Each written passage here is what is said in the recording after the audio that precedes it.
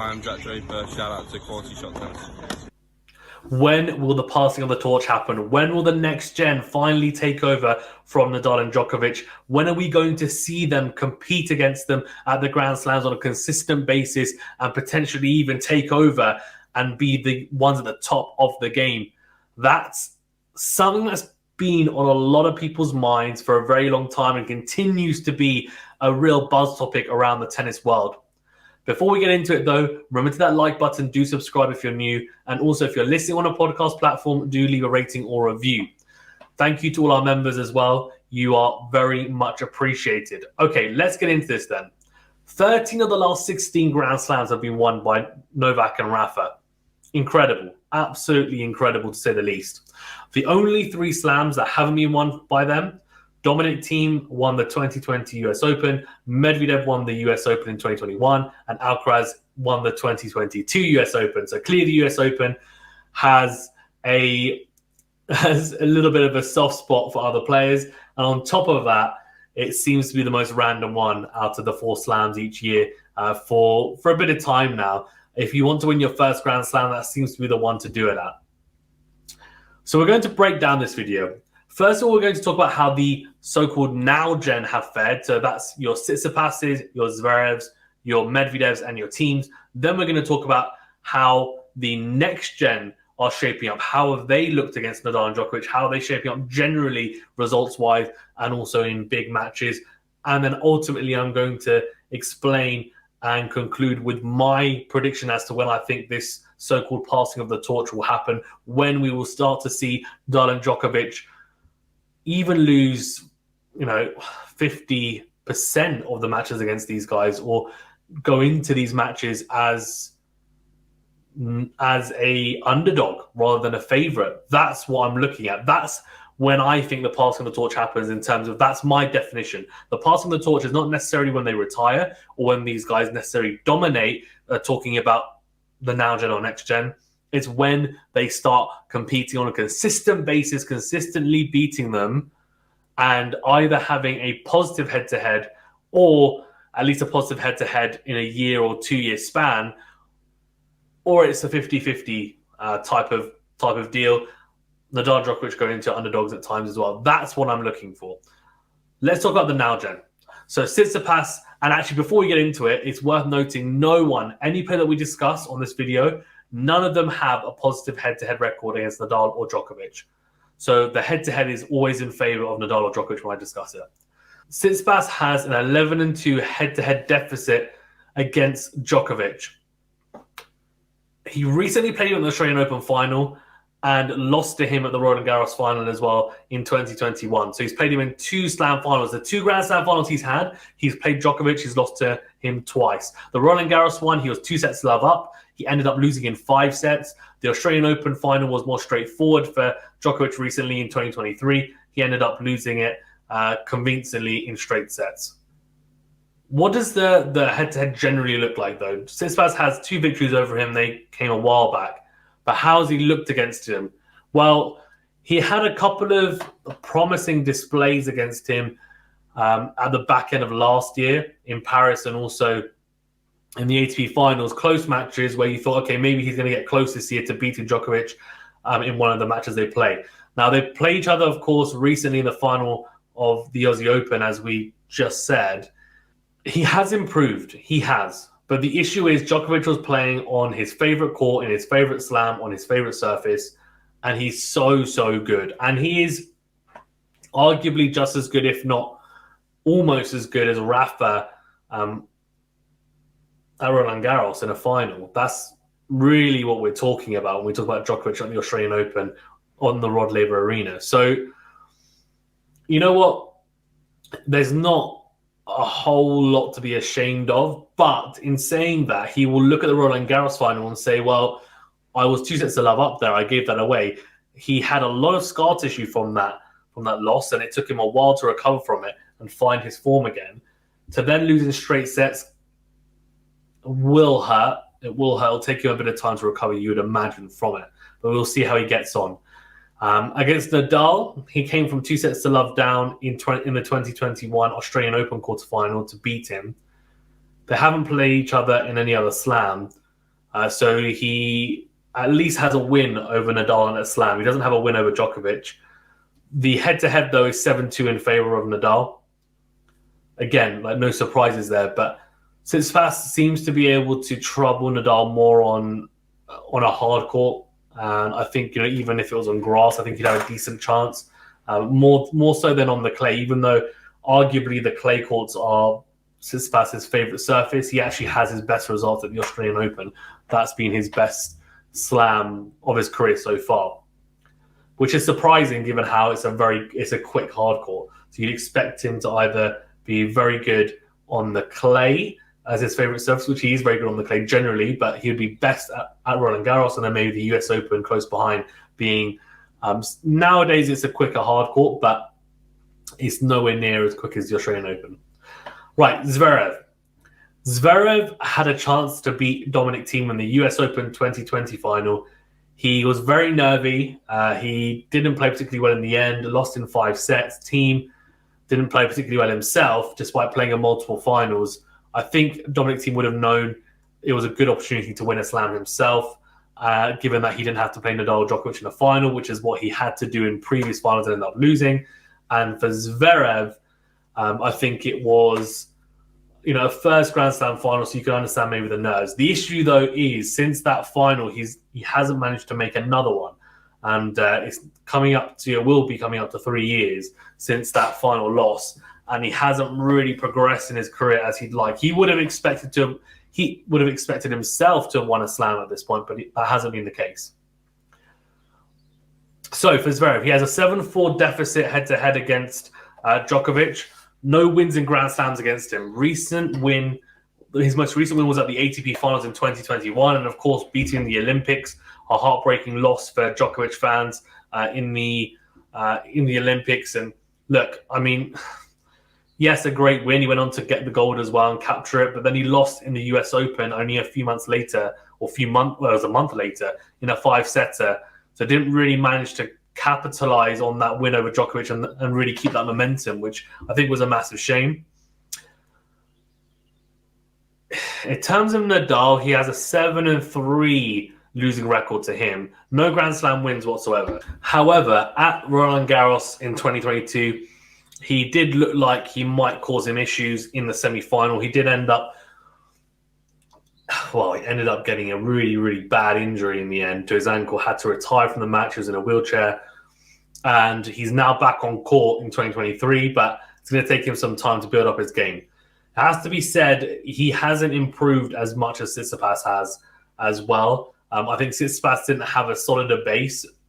And even though Zverev is 1 year older, you almost don't really feel like he has, despite winning the Olympics, despite winning quite a few titles, etc., you don't really feel like he has surpassed or is in front of Tsitsipas in terms of career progression. And there's still massive question marks over the second serve, which he hasn't changed at all throughout his career. He just has been adamant that there's no need to change it mechanically or technically, which is very strange, but each to their own. Okay, so that's Tsitsipas and Zverev. Medvedev, now how's he fared? He has a 9-4 losing record against Djokovic.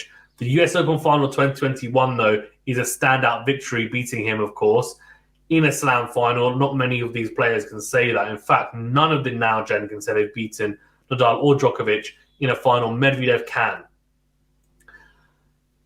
There's not an asterisk, but it has to be said that Djokovic had a lot of pressure on him in that match.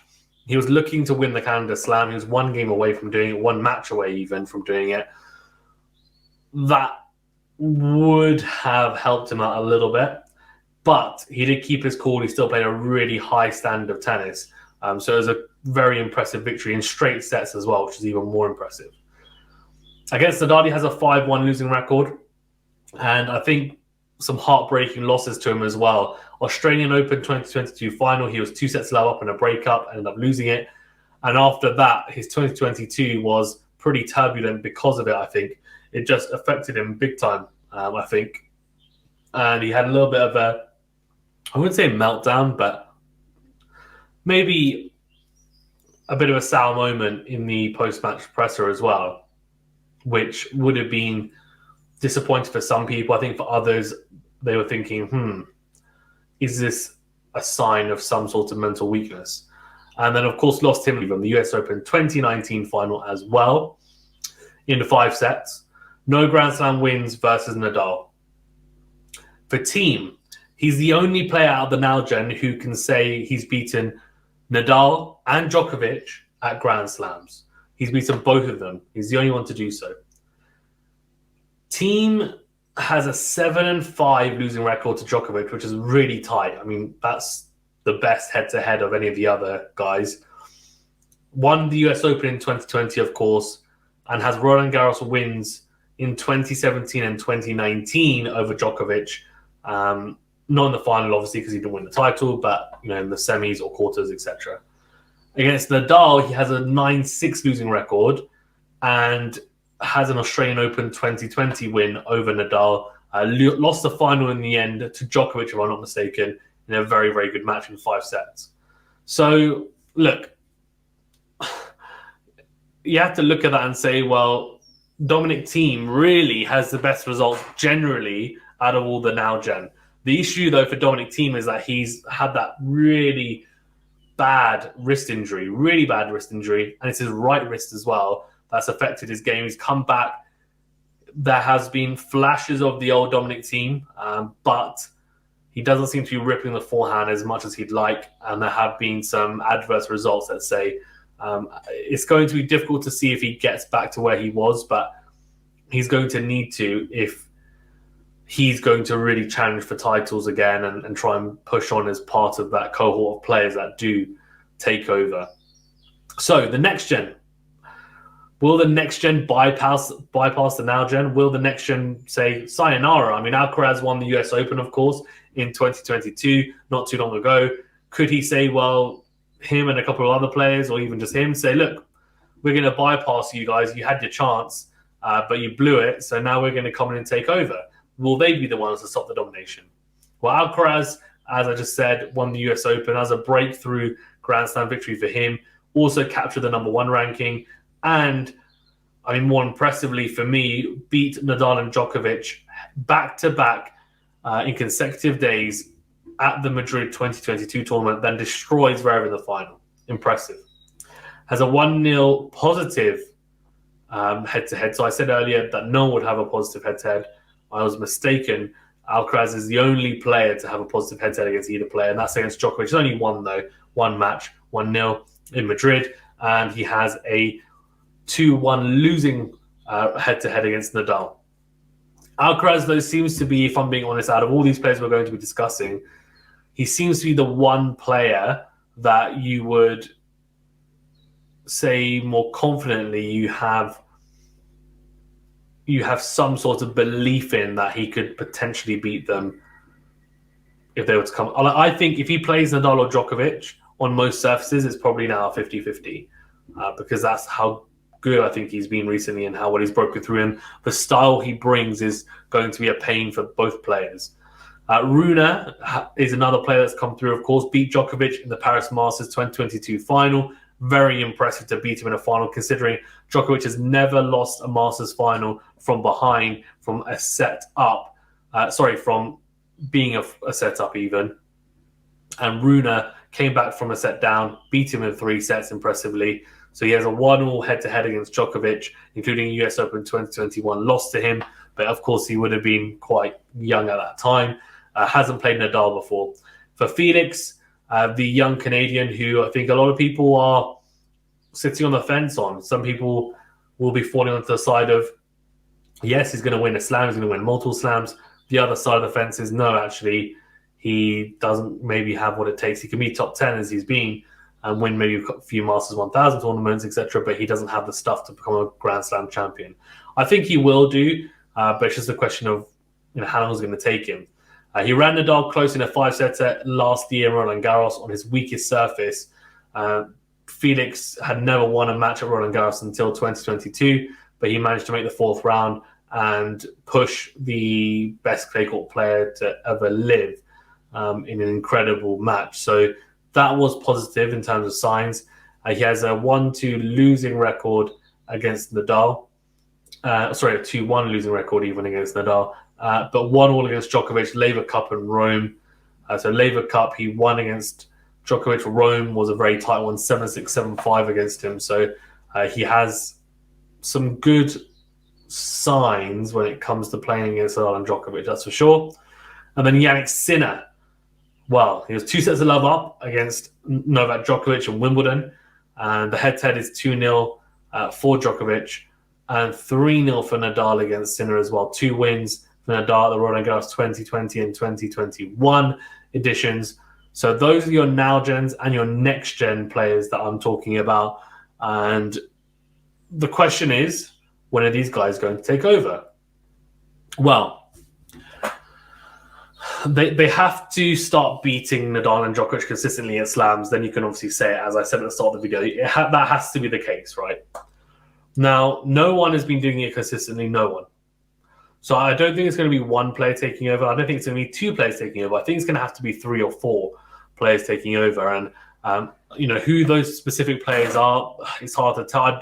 I would imagine, I don't think it's going to be Dominic Thiem because of his wrist at the moment. I would say Tsitsipas, Medvedev, Alcaraz, and maybe Rune. I think Sinner and Felix still have some time to. I think they've got a bit more scope to improve their games, and I think Alcaraz, I have a lot of confidence in to potentially beat those guys. Rune as well. I'm pretty happy with how he's been playing. Tsitsipas and Medvedev. Zverev is coming back from injury. It's difficult to say how he's going to look. And Tsitsipas has a terrible record against Djokovic, but if he was to play Nadal on a hard court, I don't know how that one goes, to be honest with you. He could potentially win. Same with Medvedev against Nadal on a hard court, although he lost him, of course, twice in 2 hard court finals. But Rune beat Djokovic in the Paris Masters. Alcaraz has beat both of them. I feel like those guys are the guys to really push through. Jannik Sinner is an interesting one. He's been playing well, but I think he needs a few improvements to his game to really, really battle these big 2 players and then push on. I think in terms of timeline, we're going to see. So this year, Djokovic has already won the Australian Open. We've got Roland Garros. Nadal will be the favourite. Djokovic won't be too far behind with the other group of players as well. Wimbledon, Djokovic is the favourite, and US Open, it's always up in the air, but we'll say Djokovic for the sake of it because he's so good on hard courts, although you could say Nadal potentially as well. He's won 4 US Opens, but the surface has gotten quicker since. I think we will see the passing of the torch. We'll start seeing it next year. I don't think this year's going to happen. The only way I can see it happening is if Nadal carries on his really poor form, the worst form he's ever had in his life, losing 6 out of the last 7 matches. If he continues to have that poor form, Djokovic will be able to hold down the fort himself, but he'll also feel the pressure because those guys will all be concentrating on him. He's got nowhere. He's got no other player who has the fear factor apart from Nadal. So he himself, of course, has it as well, Djokovic, but you just wonder whether it might put him off a little bit. But knowing him, he's a machine, so probably not. So, yeah, that's all from me, guys. Thank you very much for tuning in. Remember to that like button. Do subscribe if you're new. Let me know your thoughts. When is the passing of the torch going to happen? And to who? Who do you think is going to take over? And what players? And also, do you agree with the timeline that I set out as well? Thank you very much, guys. Stay safe and well. We'll see you on the next video.